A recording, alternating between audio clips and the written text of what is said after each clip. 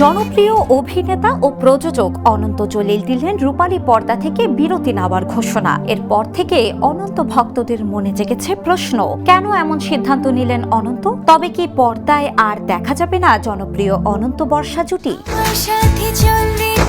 জেনে রাখা ভালো, অনন্ত জলিল কেবল রূপালী পর্দার নায়ক নন, একজন সফল ব্যবসায়ীও। কিন্তু চলচ্চিত্র জগতের ব্যস্ততার মাঝেই এখন তার মুখোমুখি হতে হচ্ছে এক বড় চ্যালেঞ্জের। আর এই সংকটই তাকে নিতে বাধ্য করেছে চলচ্চিত্র জগৎ থেকে দূরে থাকার মতো এমন কঠিন সিদ্ধান্ত।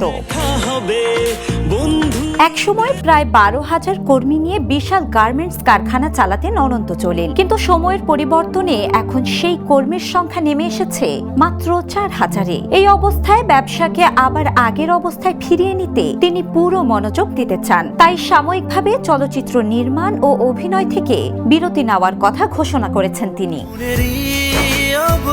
অনন্ত জানান, তিনি কখনো সিনেমার জন্য পাগল ছিলেন না। শুটিং এর ফাঁকেও ব্যবসার খোঁজ খবর নিতেন। ব্যবসা ভালো অবস্থায় না ফেরা পর্যন্ত সিনেমায় ফেরাটা তার জন্য ঠিক হবে না। এই বিরতির সিদ্ধান্তে স্ত্রী বর্ষাও তার পাশে আছেন। আর এই কারণেই অনন্ত বর্ষাকে আপাতত আর দেখা যাবে না সিনেমায়। শিলা ইসলাম, দ্য নিউজ।